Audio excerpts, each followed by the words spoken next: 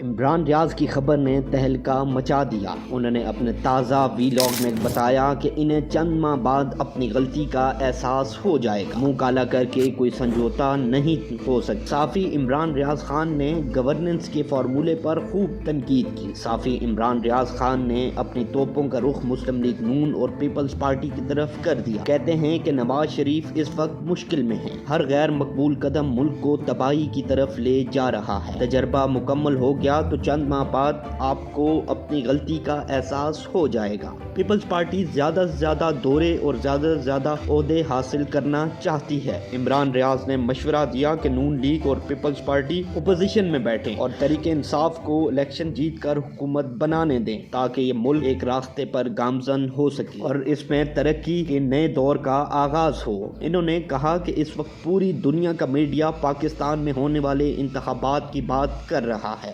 شہباز شریف قومی میڈیا پر بیٹھ کر ڈٹائی سے جھوٹ بول رہے ہیں کہ ان کے دور میں کسی کے خلاف کوئی مقدمہ، جھوٹی گرفتاری یا جبر نہیں ہوا۔ ایسے کھلم کھلا جھوٹ بولنے والوں کو ملک کا حکمران بنایا جائے گا تو پاکستان کا اللہ ہی حافظ ہوگا۔ عمران ریاض نے مزید لکھا کہ دھاندلی سے منہ کالا کر کے بھی انصاف نہیں مل سکتا۔ یہ چند ماہ رہنے والی حکومت کبھی کامیاب نہیں ہوگی کیونکہ انہوں نے لوگوں کے مینڈیٹ کو چوری کیا ہے، اور اگر آپ لوگوں کا مینڈیٹ چوری کریں گے تو باہر کی دنیا آپ پر یقین کیسے کرے گی؟